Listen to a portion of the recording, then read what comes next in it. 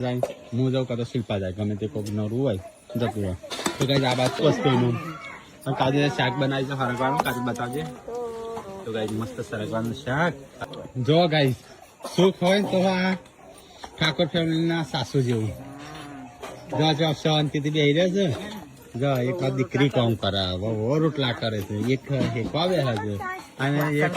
પેલ બાજુ વાંધો છે પાંચ ભાભી ખાલી એક જ દુઃખ થોડી ખાલી ચાલ લેવાનું નહીં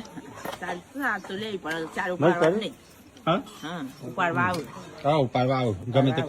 તો કઈ છે ને ચારે મમ્મી નાત પાડીએ છે પણ હા મમ્મી વાઢી મૂકે અને ઉપાડવા ગમે તે રાખો જાય હું જાઉં કાં તો શિલ્પા જાય ગમે તે કોઈક નરું હોય જતું હોય તો કઈ આ બાદ તો હે ને જો ગેસ નો બાટલો પતું થઈ રહ્યો છે જો આપડે દેશી ચૂલા ઓલરેડી બનાવી દીધા હતા આ તો શીખર બૈરવાનું એડવાન્સ માં યાદ આવી ગયો કે યુદ્ધ થવાનું છે તો મહિના પહેલા ચૂલા બની દીધા હતા આ બાજુ ગરમ ગરમ પરોઠા બને છે ખબર હોય તો ગેસ નો કમ્પ્લીટ કરી ના એટલે અનુમાન થઈ જાય અમુક વસ્તુનું કાજુ શાક બનાવી છે સરગવાનું કાજુ બતાવજે તો ગાઈ મસ્ત સરગવાનું શાક અને ગરમ ગરમ દેશી પરોઠા બનાવ્યા છે અને આ બાજુ બે હતી